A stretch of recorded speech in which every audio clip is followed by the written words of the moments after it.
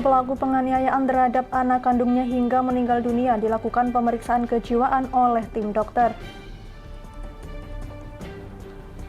Seorang ayah di Semarang tega mencabuli dan memperkosa anak kandungnya yang baru berusia 8 tahun hingga meninggal dunia.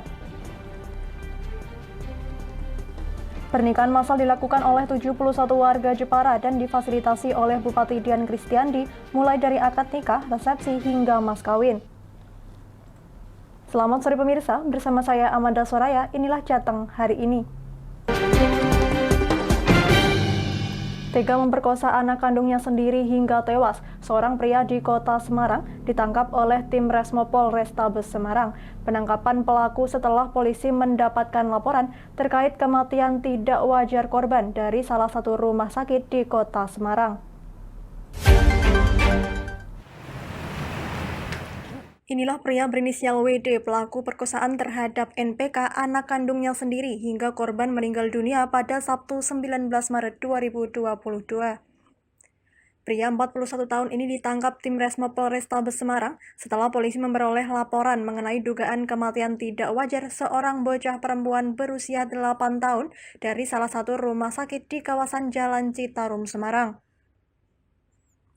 Adanya laporan dari rumah sakit tentang kematian tidak wajar seorang bocah yang diduga mengalami kekerasan seksual langsung ditindaklanjuti pengusutan cepat, meski di hari yang sama saat itu korban telah dibawa pulang dan dimakamkan. Pembongkaran makam pun dilakukan dan hasil otopsi memperkuat dugaan korban tewas karena kekerasan seksual karena didapati luka pada kelamin dan dubur korban. Berdasarkan penelusuran tersebut, polisi pun menangkap ayah korban yang diduga sebagai pelaku. Teman-teman ketahui semua bahwa tersangka ini adalah orang tua kandung atau bapak, orang tua kandung, bapak dari korban yang masih berusia 8 tahun, anak perempuan berusia 8 tahun, anak kandung dari tersangka. Yang melaporkan adalah ibu kandung. Tindakan biadab pelaku memperkosa darah dagingnya sendiri hingga korban tewas itu diakui pelaku dilakukan di tempat kos pelaku di Jalan Kiai Syakir di Telogosari Wetan, Semarang pada Jumat malam 18 Maret lalu. Korban NPK sempat mengalami kejang selama sekitar 1 jam sebelum akhirnya dilarikan pelaku ke rumah sakit. Tersangka yang sehari-hari bekerja sebagai sales makanan ringan ini sudah bercerai dengan istrinya, namun masih diperbolehkan mengajak pergi anaknya.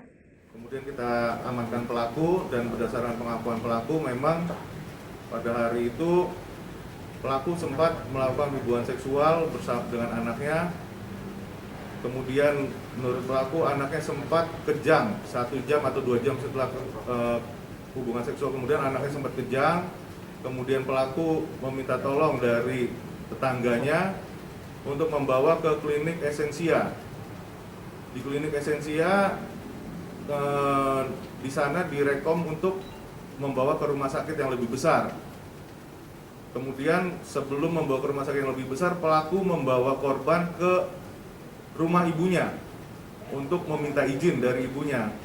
Pada saat itu mungkin ibunya tidak sempat mengecek bagaimana kondisi korban, dan ibunya kemudian mengizinkan, dan ketika dibawa ke rumah sakit Panti Wiloso tadi, ternyata menurut keterangan dari Panti Wiloso, korban sudah meninggal dunia. Usai melakukan pemerkosaan, kepada ibu korban pelaku sempat mengatakan anaknya mengalami panas sebelum akhirnya meninggal dunia, dan dari hasil pemeriksaan pelaku sudah 3 kali mencabuli anaknya di tempat yang sama. Pelaku mengaku terpengaruh tontonan video porno hingga tega mencabuli anaknya tersebut. Ya karena terpengaruh video porno, Pak. Kamu udah bercerai berapa kali? 3 kali, Pak. Cerai berapa lama, Mas? Sekitar 4 tahun. Kamu sama anakmu berapa kali itu? Itu 3 kali. Dalam waktu? 1. Yang pertama sekitar 2 minggu, kemudian 1 minggu, dan yang terakhir pas kejadian itu.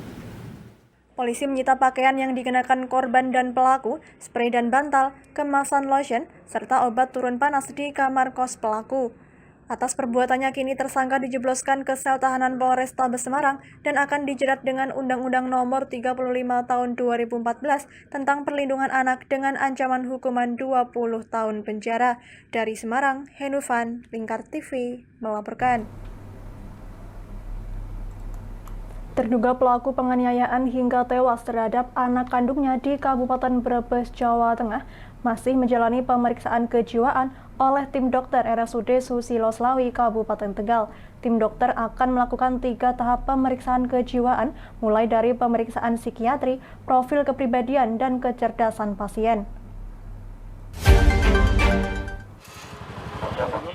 Unit Pelayanan Perempuan dan Anak Satreskrim Polres Brebes akhirnya membawa terduga pelaku penganiayaan anak kandungnya hingga tewas, Kanti Utami 25 tahun warga Desa Tonjong, Kecamatan Tonjong, Brebes, ke RSUD Dr. Susilo Slawi, Kabupaten Tegal. Terduga pelaku akan menjalani serangkaian pemeriksaan kejiwaan.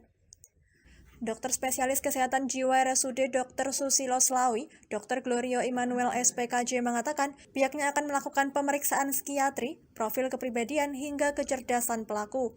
Sejauh ini pelaku masih menjawab dengan baik pertanyaan tim dokter terkait kejadian 6 bulan lalu, di mana awalnya terduga pelaku terpaksa menganggur karena pandemi sebagai perias kecantikan di salon, sehingga kebutuhan hidup hanya dari penghasilan suami yang bekerja di Jakarta.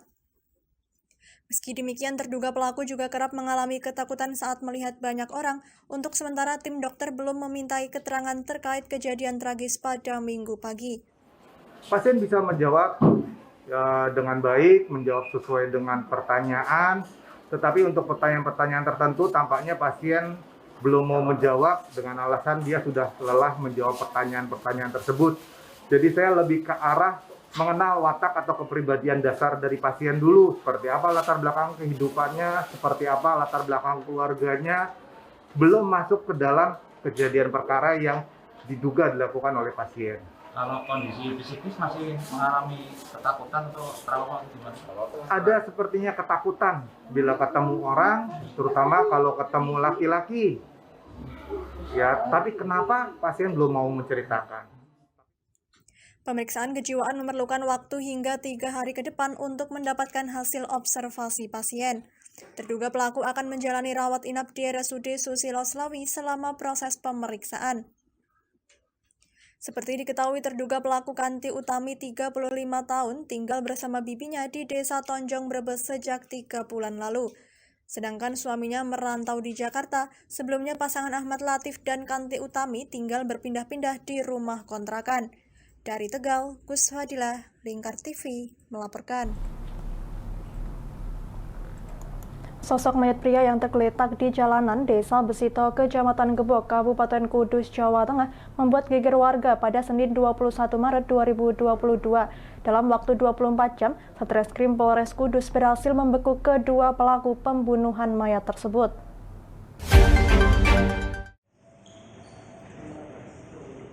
Pelaku pembunuhan berhasil ditangkap di depan rumah para tersangka pada 21 Maret pukul 9 waktu Indonesia Barat, Senin pagi. Kedua pelaku bernama Kristianto dan Muhammad Irfan Syafi'i. Kedua pelaku merupakan warga Desa Kandang Mas, Kecamatan Dawe, Kabupaten Kudus. Motif pembunuhan tersebut, pelaku merasa sakit hati dengan perkataan korban saat sedang minum bersama, sehingga pelaku melakukan kekerasan secara bersama-sama terhadap korban dengan menggunakan batu dan celurit. Korban yang diketahui bernama Muhammad Nendra, 39 tahun, warga Desa Besito. Pada hasil penyelidikan memang ditemukan luka di bagian kepala berupa luka robek di dahi sepanjang 12 cm dan luka lebam di dahi sebelah kiri. Dua orang tersangka ini, begitu mereka selesai mengantarkan saudara Aji, pulangi saudara Aan dengan membawa sebilah celurit tersebut, mencoba mencari korban karena masih ada rasa jengkel akibat cekcok yang tadi.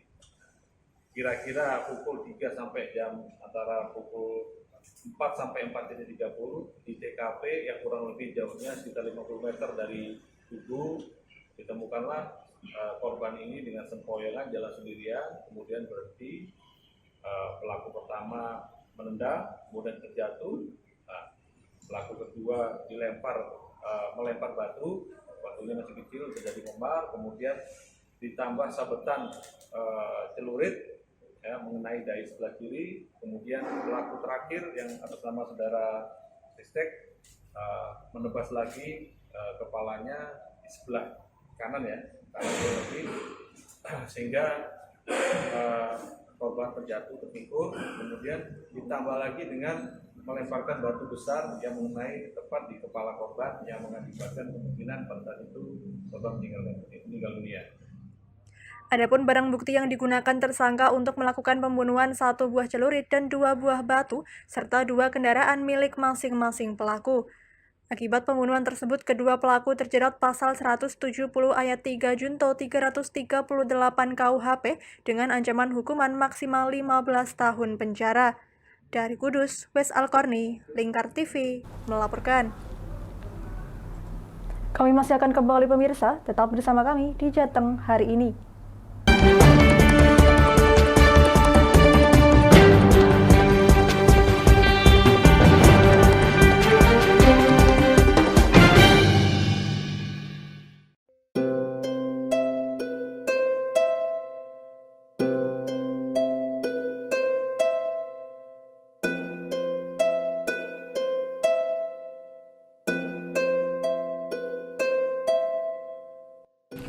Wah iki yo siaran TV apik temenan. Filme cocok karo suasanane. Elah. Lah bro ngene iki awan-awan kok. Iki lho nonton TV, Kang. Wah kenal nedan kowe wong genang delok HP kok delok TV piye? Wah kurang update kowe iki, Kang. Lho maksudnya piye kok ngarane aku update itu? Iki lho deloken aku nonton TV tenan. Apa kira nonton HP? Wong delok HP ngono kenal nedan apa iki. Iki lho delok siarane. Lho, kok iso ya? Yo TV apa? Jenenge Lingkar TV, Kang. Saiki erane TV kok ngene iki. Kok Lingkar TV nek diae awak dhewe panggone iso nonton TV lewat HP. Kok ngene iki. Ana film-film ngene iku ya? Iya, filme apik-apik kaya ngene iki. Awak dhewe nek sawah leren mbut gawe iso leren ndelok film-film ngene iki. Padha iso ngene iku. Iso, ora ketinggalan karo cah-cah kae. Duh. HP ku kok ora iso tak nggo ngono piye carane iki? Iki lho Rip, tak doi carane. Piye? Kowe buka Play Store. Play Store, Mas. Yo iku pokoke. Play Store apa? Ketik Lingkar TV. Engko lek wis ngono, klik install. Nah, engko wis ana metu menune Lingkar TV karek ndelok siaran apa ae. Film-filme apik-apik. Berarti film channel Lingkar TV metu nang kene kabeh ra? Iya.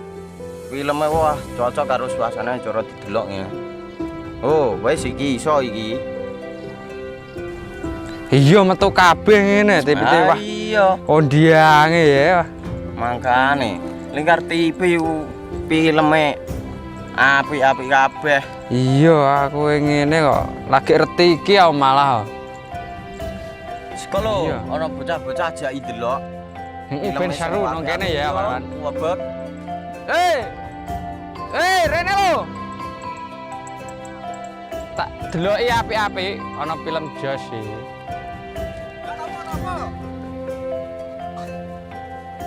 Rene go Rene. Oh iki lho tak deloki film nang Lingkar TV. Solutif dan terpercaya. Tonton siaran Lingkar TV melalui aplikasi Lingkar TV di Play Store. Dengan cara ketik Lingkar TV di pencarian Play Store, kemudian tekan install. Mudah bukan? Nikmati tayangan-tayangan menarik dari Lingkar TV kapanpun dan dimanapun Anda berada. Tinggal tekan menu Lingkar TV di HP Anda dan selamat menonton!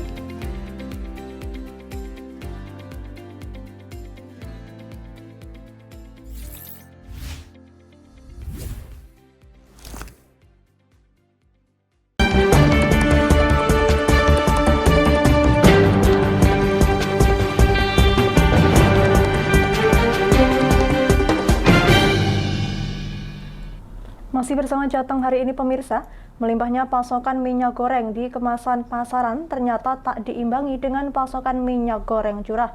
Di Tegal, Jawa Tengah, minyak goreng curah justru langka di pasaran. Sejumlah agen sembako pun mengeluhkan harga minyak goreng curah dari distributor yang dijual melebihi head minyak goreng curah yang ditetapkan oleh pemerintah, yaitu Rp14.000 per liternya. Minyak goreng curah di Kota Tegal, Jawa Tengah langka sejak beberapa hari terakhir. Kelangkaan minyak goreng curah justru terjadi saat pasokan minyak goreng kemasan yang dicabut headnya oleh pemerintah melimpah. Wakil Wali Kota Tegal Muhammad Jumadi yang melakukan sidak ke sejumlah agen sembako di Jalan Tugu Umar, Kecamatan Tegal Selatan Jumat sore, mendapati sejumlah toko sembako kehabisan stok minyak goreng curah. Drum-drum penyimpanan minyak goreng curah nampak kosong. Menurut agen sembako, pasokan minyak goreng curah dari distributor menurun drastis. Padahal sebelumnya setiap hari bisa dipasok hingga 15 drum, namun saat ini pasokan berkurang menjadi 15 drum per minggu. Mereka juga mengeluhkan harga beli dari distributor yang melebihi dari head minyak goreng curah yang ditetapkan pemerintah sebesar Rp14.000 per liter. Harga jual dari distributor saat ini naik menjadi Rp15.400 per liter, sehingga agen sembako tidak bisa menjual ke konsumen sesuai head minyak goreng curah pemerintah. Kalau di pasaran susah, soalnya yang biasanya satu hari bisa dapat 15 drim sampai 20, sekarang satu minggu cuma dapat 15 drip. Jadi kalau untuk membagi ke pelanggan sendiri juga kita bingung.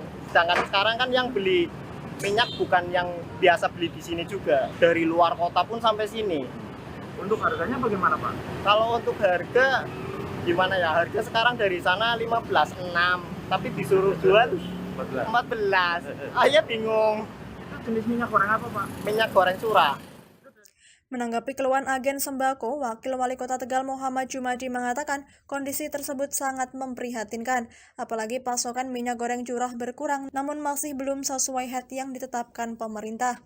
Kondisi ini menurutnya akan berdampak pada sektor perekonomian yang lain, terutama sektor usaha yang tergantung pada minyak goreng curah.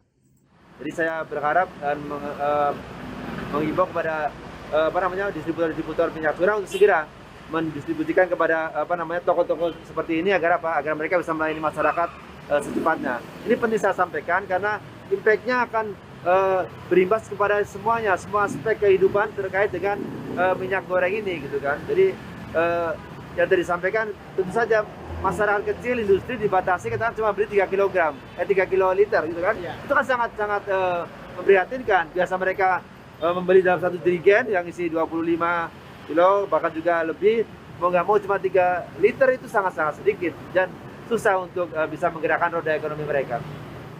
Pihaknya akan berkoordinasi dengan pemerintah Provinsi Jawa Tengah dan pemerintah pusat karena kebijakan minyak goreng curah merupakan kebijakan pemerintah pusat. Pemerintah Kota Tegal mengimbau agar distributor minyak goreng curah mendistribusikan secara normal. Dari Tegal, Gus Fadila, Lingkar TV, melaporkan. Sejumlah petani yang mengatasnamakan Aliansi Petani Peduli Lingkungan Kecamatan Tranggil audiensi dengan pihak PT HWI dan difasilitasi oleh DPRD Kabupaten Pati. Dalam audiensi tersebut, pihak petani mempertanyakan terkait kejelasan rencana pendirian pabrik HWI di Kecamatan Tranggil.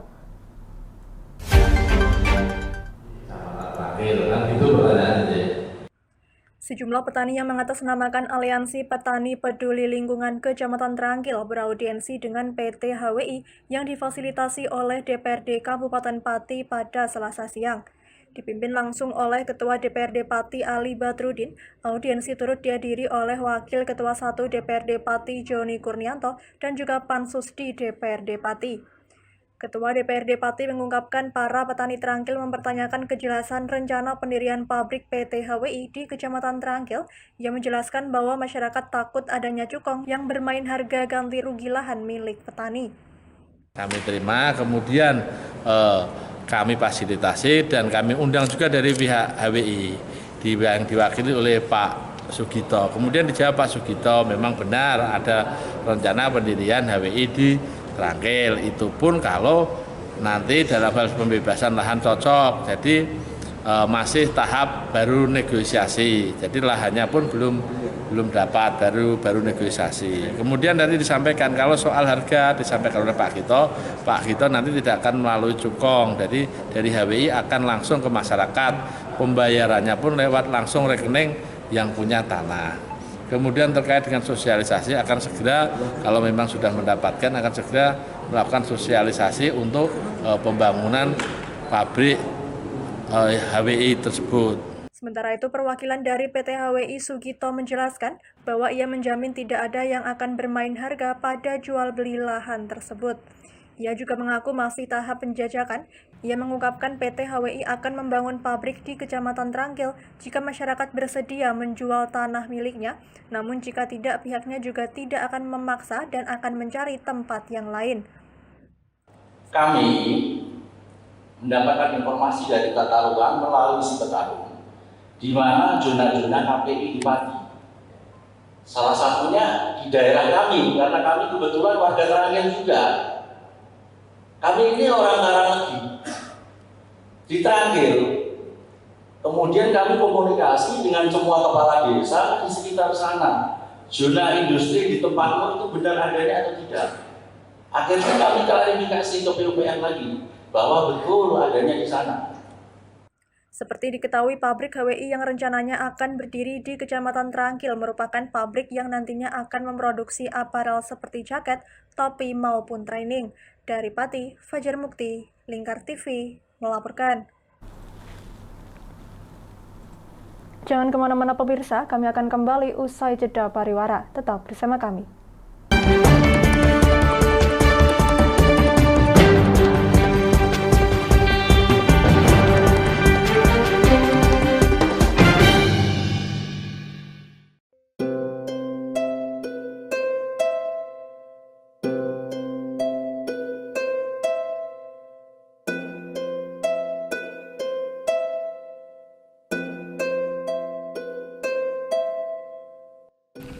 Wah iki yo siaran TV apik temenan.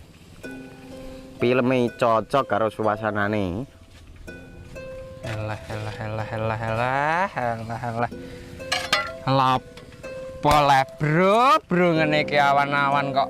Iki lho nonton TV, Kang. Wah, kenal nedan kowe wong genang delok HP kok delok TV piye? Wah, kurang update kowe iki, Kang. Lho, maksudnya piye kok ngarane aku update itu? Iki lho deloken, aku nonton TV tenan.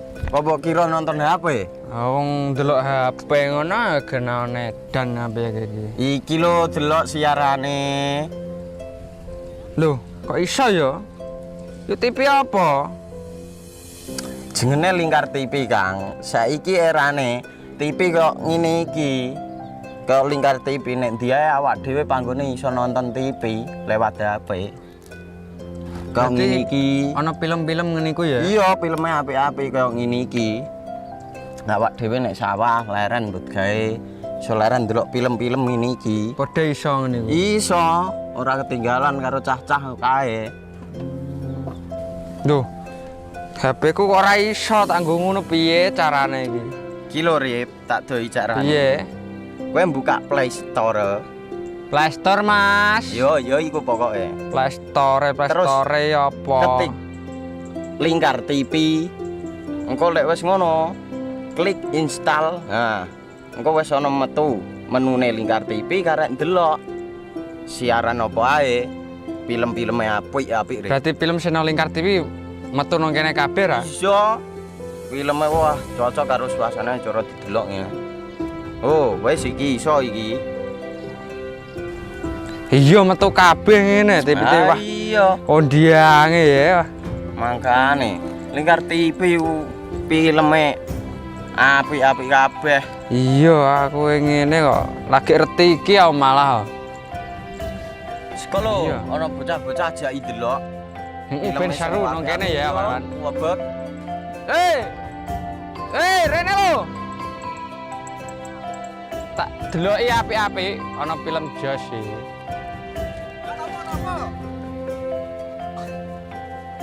Rene go Rene. Oh iki lho tak deloki film nang Lingkar TV, solutif dan terpercaya. Tonton siaran Lingkar TV melalui aplikasi Lingkar TV di Play Store. Dengan cara ketik Lingkar TV di pencarian Play Store, kemudian tekan install. Mudah bukan? Nikmati tayangan-tayangan menarik dari Lingkar TV kapanpun dan dimanapun Anda berada. Tinggal tekan menu Lingkar TV di HP Anda dan selamat menonton!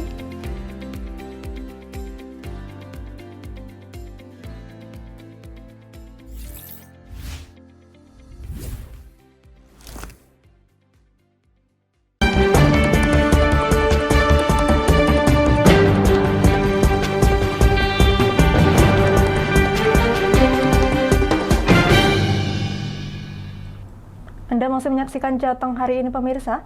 Menjelang pemilihan kepala daerah atau Pilkada tahun 2024 mendatang, DPC Partai Demokrat Pati siap mengusung kader sendiri untuk maju dalam pemilihan Bupati-Pati mendatang. Meski begitu, Ketua DPC Partai Demokrat Joni Kurnianto mengaku terbuka menerima calon dari luar Partai Demokrat jika dinilai serius.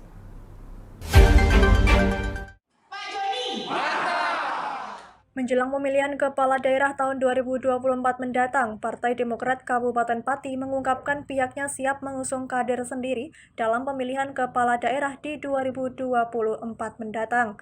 Hal itu diungkapkan Ketua DPC Partai Demokrat Joni Kurnianto usai memimpin acara rapat pleno pembentukan DPAC se-Kabupaten Pati pada Minggu siang. Joni Kurnianto mengungkapkan bahwa untuk eksekutif pihaknya siap mengusung kader sendiri, meski begitu ia tidak menutup kemungkinan terbuka dengan kader di luar partai jika dinilai serius untuk maju dalam pilkada. Eksekutif ya nanti kita melihat, yang penting kader kita, ataupun di luar kader pun kita siap menerima. Siapapun yang ingin, yang betul-betul ingin mau ingin ke kita lewat Demokrat, kita siap bantu, kita siap, dan kita kalau kita total, kita fokus, dan kita terkenal Demokrat Pati itu satu suara. Jadi dari ranting sampai DPC satu suara, terkenal seperti itu. Insya Allah tidak ada yang bocor lah. Sementara itu, untuk target kursi legislatif, Joni Kurnianto mengungkapkan bahwa DPC Partai Demokrat menargetkan mendapatkan 2 kursi dari setiap dapil di Kabupaten Pati. Hal itu turut diamini oleh Sekretaris DPD Partai Demokrat Jawa Tengah Kartina Sukawati. Ia menjelaskan bahwa DPC Partai Demokrat menargetkan 10 kursi di legislatif pada pemilu 2024 mendatang. Tadi untuk dari kemarin untuk hitung-hitungan dari DPD ya, dari Provinsi Pati ini kita target 10 kursi. Jadi itu masih kita target 10 untuk untuk Pati, dan ya kalaupun dia harus fight ya paling tidak mempertahankan, tetapi dengan adanya iklim Demokrat ini yang elektabilitasnya naik terus, nah kita harapkan bisa mendulang 10 kursi. Kartina Sukawati mengaku yakin dapat merealisasikan target 10 kursi di legislatif pada 2024 mendatang, sebab menurutnya Partai Demokrat memiliki iklim elektabilitas yang baik dan terus naik di Kabupaten Pati. Dari Pati, Fajar Mukti, Lingkar TV, melaporkan. Sebanyak 71 pasangan dinikahkan secara massal oleh Bupati Jepara Dian Kristiandi. Akad nikah berlangsung di rumah dinas Bupati Jepara, kemudian dilanjutkan dengan resepsi pernikahan di pendopo kabupaten, lalu diarak keliling kota dengan naik kereta kuda.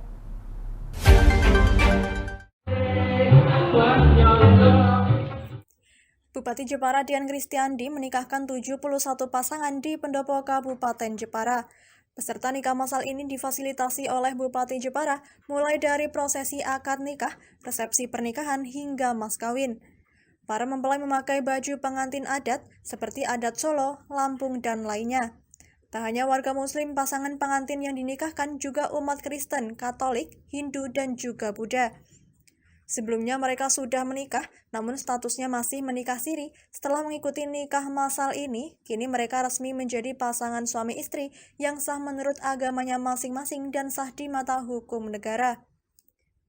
Bupati Jepara Dian Kristiandi menyampaikan bahwa nikah massal ini dimaksudkan untuk melindungi dan memberikan hak-hak kaum ibu, di mana di antara 71 pasangan pengantin yang dinikahkan hari ini sudah puluhan tahun menikah tapi masih belum diakui secara hukum negara, itu karena pernikahan yang dilakukan masih pernikahan siri.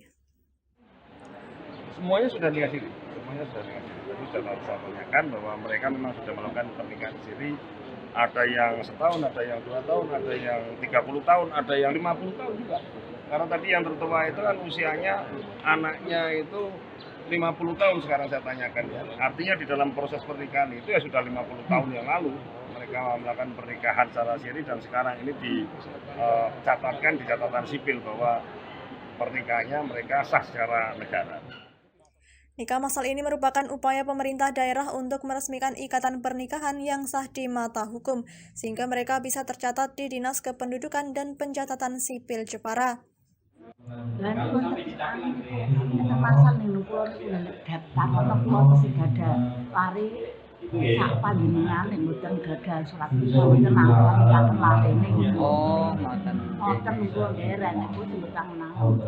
Kepada 71 pasangan itu, Andi memberikan bantuan berupa mahar pernikahan, yaitu seperangkat alat sholat dan juga uang tunai. Dari Jepara, Robi Sani, Lingkar TV, melaporkan. Berita tadi sekaligus mengakhiri kebersamaan kita kali ini. Terus saksikan Jateng hari ini setiap pukul 17 waktu Indonesia Barat hanya di Lingkar TV. Akhirnya saya Mada Soraya, mewakili seluruh kerabat kerja yang bertugas pamit dari hadapan Anda. Terima kasih dan sampai jumpa.